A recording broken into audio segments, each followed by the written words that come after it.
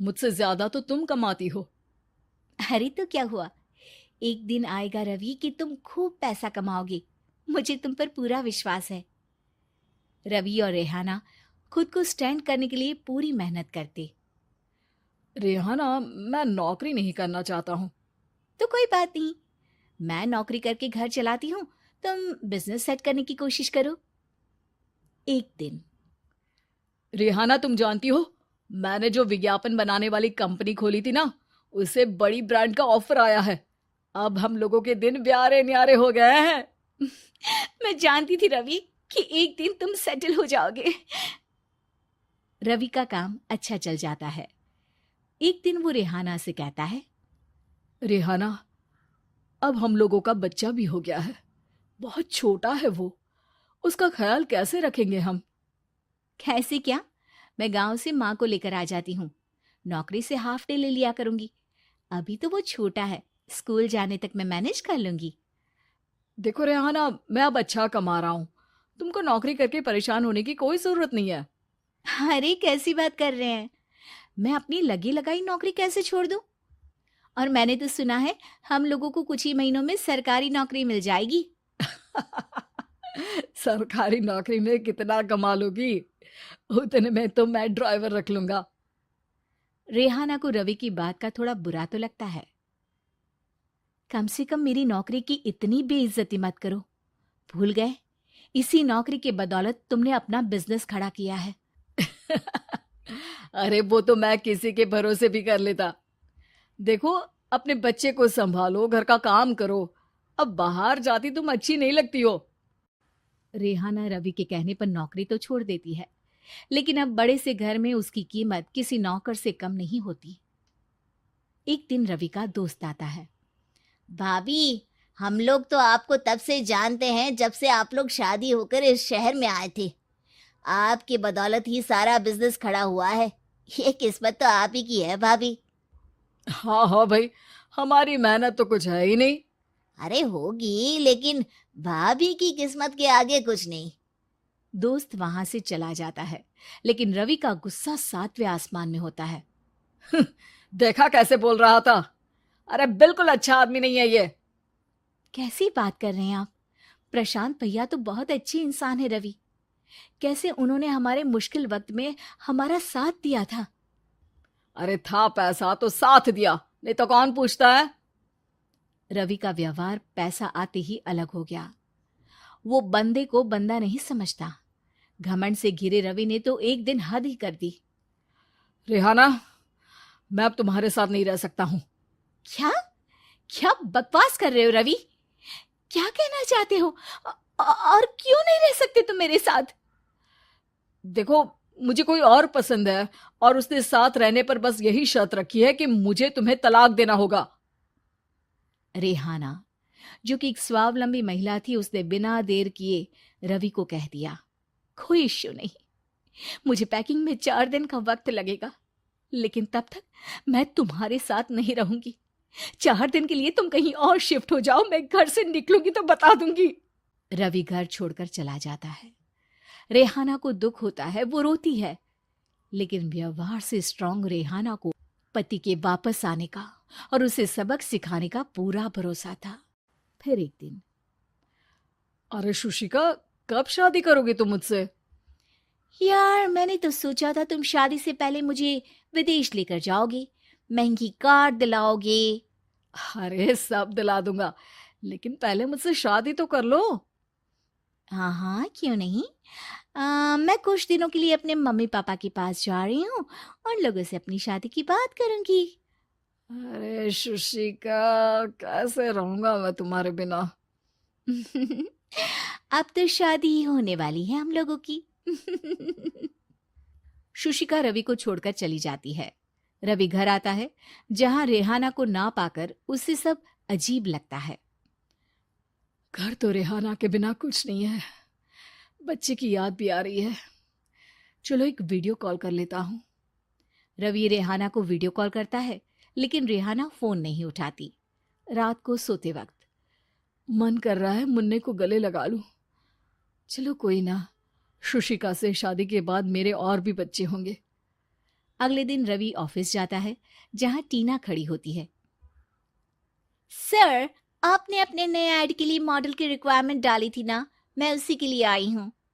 रवि टीना को देखकर खुश हो जाता है। अब शादी हो गई है तुम्हारी? नहीं सर, बस अच्छा सा हैंडसम और अमीर लड़का देख रहे हैं मेरे मम्मी पापा। रवि के दिमाग से तो टीना को देखकर शुशिका का ख्याल भी खत्म हो जाता है। अरे यार, ये लड़की मिल जाए कितनी सुंदर है। शुशिका तो इसके आगे कुछ नहीं है। आ, अब क्या तुम्हें ऐसा नहीं लगता कि मुझसे मिलकर तुम्हारी ये खोज खत्म हो गई है? आप ना, आप तो 2 बच्चों की पापा लग रहे हैं। अरे नहीं नहीं, मेरी शादी तो हुई थी, लेकिन बीवी को किसी और से प्यार था, मुझे छोड़कर चली गई। खैर, टीना की दोस्ती रवि से हो जाती है, लेकिन 1 महीने बाद शुशिका रवि के पास वापस आती है। मेरे मम्मी पापा तुमसे मिलना चाहते हैं, लेकिन उन लोगों को ये मत बताना कि तुम पहले से शादीशुदा हो, और हाँ, शादी से पहले अपनी सारी प्रॉपर्टी तुमको मेरे नाम करनी होगी। अरे पागल, अब मैं तुमसे शादी ही नहीं करना चाहता। भला ऐसी लालची औरत से कौन शादी करेगा? तभी वहां टीना आ जाती है। रवि, ये पागल सी औरत कौन है?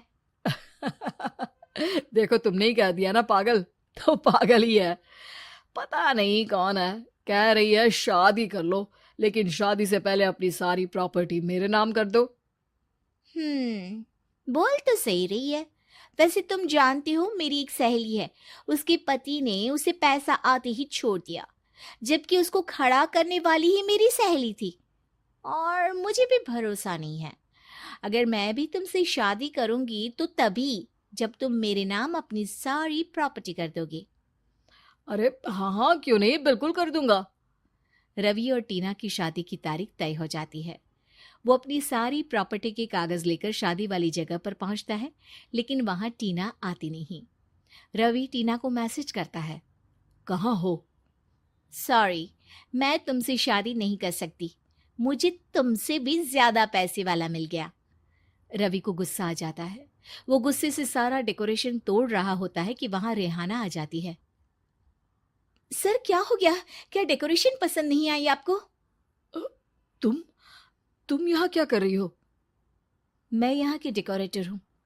क्या आपको पसंद नहीं आई यहाँ की सजावट? रवि दौड़कर रेहाना के गले लग जाता है। मुझे माफ कर दो रेहाना। रवि रेहाना के गले लग जाता है और रेहाना टीना को थैंक्स का। अपने पाँव के टायर को ब्रेक लगाओ ना। अरे तू अपनी जुबान को ब्रेक लगा। तू कौन होती है मुझे रोकने वाली? अरे ज्वालामुखी जी, फटिए मत। मैं बस ये कह रही थी कि बिना बात के बाहर मत निकलो। लॉकडाउन खत्म हुआ है, कोरोना नहीं। बीमारी तो अब भी है ना। अरे मुझे कुछ नहीं होने वाला, मैं गांव में पली बड़ी हूँ, बहुत शक्ति है मुझ में। हाँ, कोरोना की छोटे से वायरस के सामने बड़े बड़ों की नहीं चल रही। जो होगा देखा जाएगा। अगर हो गया ना, तो देखा नहीं जाएगा आपसे। बहू, मेरी सास बनने की कोशिश मत कर। सास बहू की एक बात नहीं मानती, और बहू के लाख समझाने पर भी निकल जाती है अपनी मनमर्जी करने। शाम को जब सास वापस आती है तो, ये लीजिए, सैनिटाइजर से अपने हाथ क्लीन कर लीजिए। अरे इसमें से तो बदबू आती है, छी छी छी छी, मुझे नहीं करना ये इस्तेमाल। अरे तो साबुन से हाथ धो लीजिए। इतनी बार हाथ धुलवाएगी तो चमड़ी गल के नीचे गिर जाएगी। माँ जी, आप बाहर से आई हैं, हाथ धोने का तो सरकार भी कह रही है। मेरी नहीं तो किसी की तो सुन लीजिए। मैं तो खुद अपनी सरकार हूँ, मेरे अपने नियम है। कोरोना है। अरे तो इसमें तुझे क्यों रोना है? यार माँ जी, जरा सी बात है, इतना तो कर ही सकते हैं ना आप। नहीं नहीं नहीं, सुना नहीं? नहीं नहीं सुना। तो क्यों मुंह लग रही हो? कौन मुंह लगे आपके? आप तो मास्क भी नहीं लगाती। मास्क तो तुझे लगाना चाहिए ताकि बोलना कम हो तेरा। ज्यादा दिक्कत तब होती है जब बहू को भी सास के साथ कहीं बाहर जाना होता है। अरे मम्मी जी, मैं फोन से पैसे दे दूंगी, कैश क्यों दे रही हैं आप? तू ना ज्यादा मॉडर्न मत बन। अब नोट देने से भी कोरोना होगा क्या? हाँ, नोट पता नहीं कितने हाथों से गुजर के हमारे हाथ में आते हैं, और उनमें से कुछ गधे तो ऐसे होंगे जो हाथ भी नहीं धोते होंगे। हैं? ताना मार रही है क्या? नहीं तो। तू मुझे बेवकूफ समझती है? क्या मुझे नहीं पता कि गधा कौन है? माँ जी, मैंने आपको कुछ नहीं कहा। अरे कैश दे रहे हो या फिर फोन से दोगे? कुछ लेना ही नहीं है। अरे मेरा टाइम क्यों वेस्ट किया फिर? बहू, तुझे ना मैं बाद में देखूंगी। बाद में मतलब कितने बजे? बहू बड़ी मजाकिया है आपकी।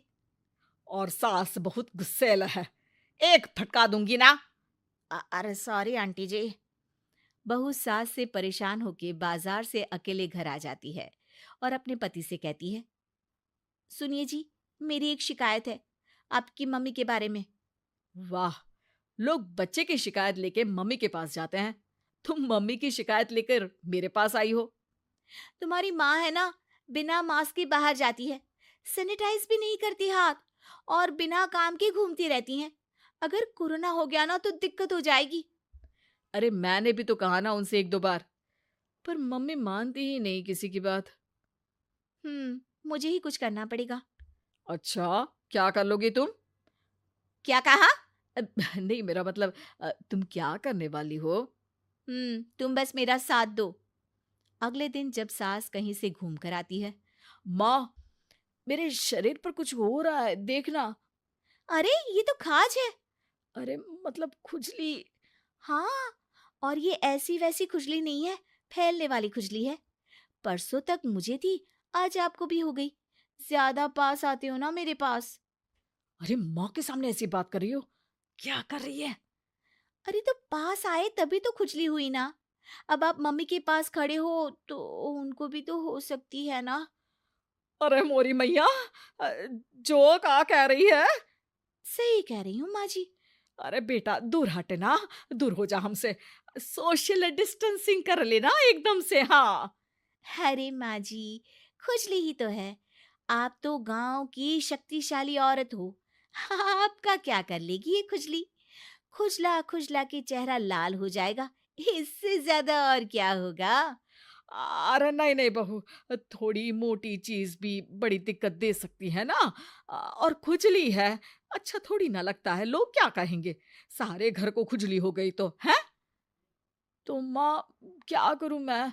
अब क्रीम लगा, नहा ले नीम के पानी से, घर से ना निकल वरना लोग खुजलाओ खुजला के माय नेम इज खाज बोल के चढ़ाएंगे तुझे। और हमसे ना बेटा दूर रहा कर, कहीं हमको भी हो गई तो। माँ, ऐसे ही कोरोना भी तो हो सकता है। खुजली होने के बाद लोग क्या बोलेंगे, कम से कम वो सुन तो पाएंगे। अगर कोरोना हो गया तो? हाँ, बाबा समझ गई। अब तू अपनी खुजली का ध्यान रख, मैं तुम्हारे कोरोना का ध्यान रखूंगी, ठीक है? माँ जी, आप तो बिना बोले ही बस इशारों में ही समझ गई। वैसे ये आइडिया था किसका? आपकी बेटी का। अच्छा अच्छा, सोशल डिस्टेंसिंग की वजह से छू नहीं रही हूं तुझे वरना। दे दनादन हो जाता है ना माँ। अरे हंस क्या रहा है? मेरे लिए नया मास्क लेकर आ। उस दिन के बाद सास ने गांठ बांध ली, 2 गज दूरी, मास्क जरूरी, और घर में ही बैठ के खाओ आलू पूरी।